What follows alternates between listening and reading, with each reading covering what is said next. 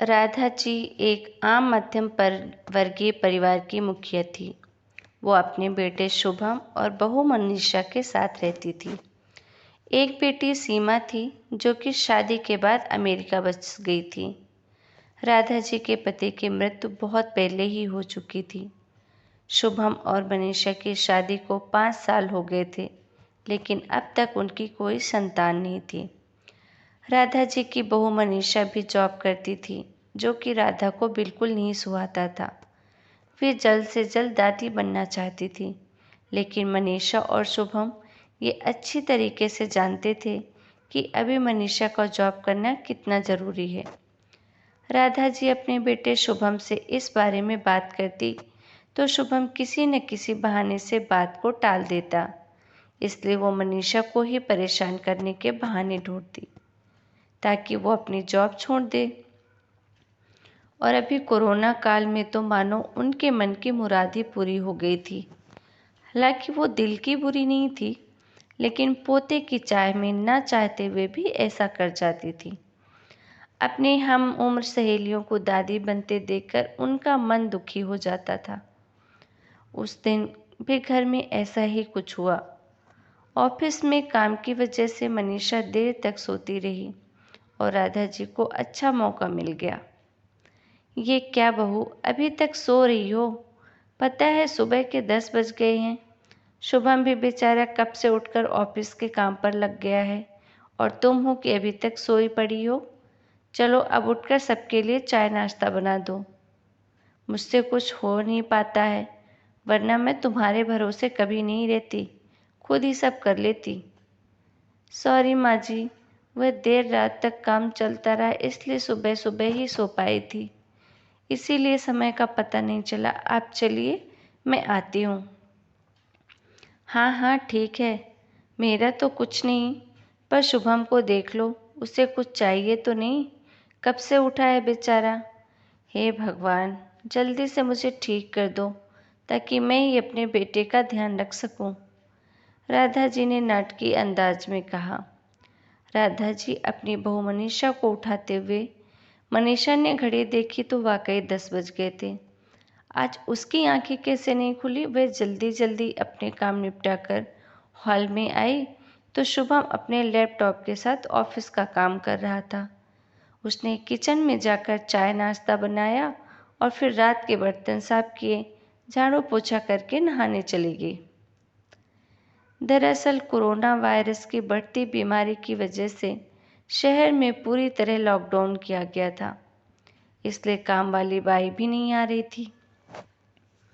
मनीषा खुद एक international company में काम करती थी। उसका ऑफिस टाइम निश्चित नहीं होता था, अधिकतर उसे रात में देर तक काम करना पड़ता। कल भी उसका काम देर तक चलता रहा, इसीलिए वह सोती रही देर तक। मनीषा नहाकर आई तो देखा कि उसकी सास अपने कमरे में अपनी सहेलियों से फ़ोन पे बात कर रही थी। बातचीत में अपना नाम सुनकर मनीषा सास की बात सुनने लगी। अरे शारदा, तुम भी अपनी बहू को ज़्यादा सर पर मत बिठाओ। बहू को ज़्यादा उड़ने दोगी तो कल को अपनी नौकरी के चक्कर में वह तुम्हें ही नौकरानी बना देगी। अरे मैं तो भाई शुरू से ही मनीषा को नौकरी करने के खिलाफ थी। अब करे नौकरी शौक से, पर साथ साथ घर का काम भी करे। मैं तो बदन दर्द का बहाना बनाकर बैठ जाती हूँ, नहीं तो सारे काम का बोझ मेरे सिर पर आ गिरता। मैं कोई मुफ्त की नौकरानी थोड़ी हूँ। मैं तो कहती हूँ तुम भी यही किया करो। सास की बात सुनकर मनीषा की आंखों में आंसू आ गए। वह जिस सास को बीमार समझकर उनकी दिन रात सेवा करती थी, उन्हें एक गिलास तक उठाने नहीं देती थी। सारा काम करके थकान से चूर होकर तक भी उफ तक नहीं करती थी, उसी का यह फल मिला। मानना वे मेरी नौकरी के खिलाफ है, मगर यदि घर की किस्त नहीं होती तो वह कभी भी नौकरी नहीं करती। शुभम का बोझ कम करने के लिए ही तो वह नौकरी कर रही थी। खैर, अभी के मुश्किल समय में वह सास से किसी भी बात पर बहस नहीं करना चाहती थी, जिससे कि घर का माहौल खराब हो।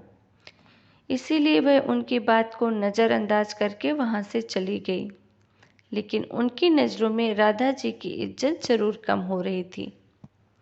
दूसरे दिन सुबह सुबह राधा जी की बेटी सीमा को अमेरिका से फ़ोन आया। सीमा की सास उसके पास अमेरिका आई हुई थी। आदत के अनुसार राधा जी ने जैसे ही सीमा की सास की बुराई करनी चाहिए, वैसे ही सीमा ने उन्हें डपट दिया। माँ, आप बिल्कुल भी माँ जी के बारे में अनाप शनाप नहीं बोलोगी। पता है, आपके चक्कर में आकर मैंने उनके साथ कितना बुरा व्यवहार किया था, लेकिन आज मुझे उनकी कीमत पता चल गई है। तुम तो उनके यहाँ पर आने के खिलाफ थी, मगर आज अगर वो नहीं होती ना, तो ना जाने हमारा क्या हाल होता। तुम्हें तो पता ही है कि मेरा नौकरी करना कितना ज़रूरी है। कोरोना ने यहाँ भी ऐसा ही कहर ढाया है कि घर में सब बंद करना पड़ रहा है। किट्टू का बेबी केयर सेंटर भी बंद है। मैं और राजेश फुल टाइम बिजी रहते हैं। ऐसे में अगर माँ जी ना होती तो किट्टू को कौन संभालता? मुझे कुछ भी नहीं करने देती है। अगर वो नहीं होती तो माँ हमारा क्या होता, ये सोचकर ही मेरे रोंगटे खड़े हो जाते हैं। सच में माँ, वो कोई साधारण महिला नहीं है, बल्कि मेरे लिए तो देवी के समान है। मेरे इतना अपमान करने के बावजूद भी। और फिर सीमा रोने लगी और फ़ोन काट दिया। सीमा की बात सुनकर राधा जी की आंखें भर आई। उन्हें भी अपनी भूल का एहसास हो गया था। मनीषा तो वाकई उनका कितना ख्याल रखती थी। उनकी कड़वी से कड़वी बात का भी बुरा नहीं मानती थी, ना कभी जवाब देती थी। वाकई अभी का समय तो एक दूसरे को हौसला देने का था, सारे गिले शिकवे भुलाकर एक दूसरे की मदद करने का। तो वो फिर स्वार्थ में अंधी कैसे हो गई? इतना कैसे गिर गई थी कि ऐसे मुश्किल समय में भी अपने ही परिवार की सहायता नहीं कर सकती। उन्होंने उसी समय मनीषा को बुलाकर उसके सिर पर प्यार से हाथ फेरते हुए कहा, मनीषा, आज से घर के कामों में आधी जिम्मेदारी मेरी रहेगी। मैंने आज तक तुम्हें जो भी कहा किया उसके लिए सॉरी। चलो अब तुम जाकर आराम करो, मैं खाना बनाती हूँ।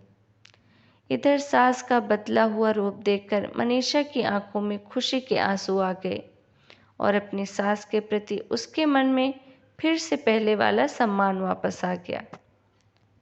शायद हमारे जीवन में मुश्किल समय आता ही है कि हमें एक दूसरे की अहमियत का पता चले।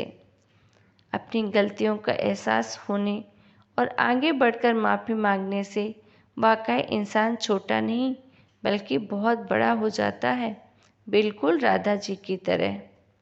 तो दोस्तों,